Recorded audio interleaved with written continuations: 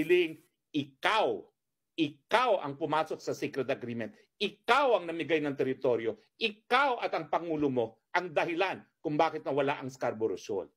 Bakit mo sasabihin na nagkaroon ng secret agreement ang Presidente Duterte? Walang teritoryong nawala sa Pilipinas ng panahon ni Presidente Duterte.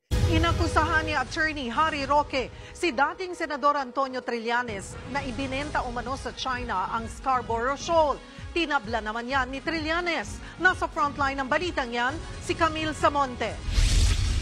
Kung si Pangulong Rodrigo Duterte mayroon gentleman's agreement sa China kung saan nakasaad na bawal daw magdala ng construction materials sa BRP Sierra Madre. Meron naman daw secret agreement sa China si dating Senator Antonio Trillanes. Ayon yan kay dating Duterte Presidential Spokesperson Harry Roque. Ibinenta raw ni Trillanes sa China ang Scarborough Shoal noong panahon ni dating Pangulong Noynoy Aquino. Tinawag namang yang fake news si Trillanes. Dagdag pa niya, sa panahon ni Aquino, napalaya sa Scarborough Shoal ang aabot sa 100 barko ng China. Administrasyong Aquino rin ang nagpanalo ng arbitration case laban sa China na isinantabi noon ni dating Pangulong Duterte. Si Trillanes ang tumayong back-channel negotiator para pahupain ang tensyon sa Scarborough noong 2012. Kung ano man ang ini-insinuate ng mga maka-Duterte na binenta ko raw ang Scarborough, maliwanag na fake news po ito.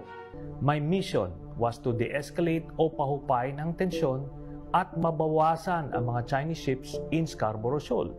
Hindi po covered at hindi pinag-usapan ang issue ng sovereignty kasi maliwanag na atin ang Scarborough Shoal. Kabilang si retired Supreme Court Justice Antonio Carpio sa mga nagpanalo sa arbitration case ng Pilipinas laban sa China. Giit niya, malinaw na pabor sa China ang gentleman's agreement ni Digong at Chinese President Xi Jinping. Pero pwede yang hindi kilalanin ng Marcos administration. Gentleman's agreement lang yan.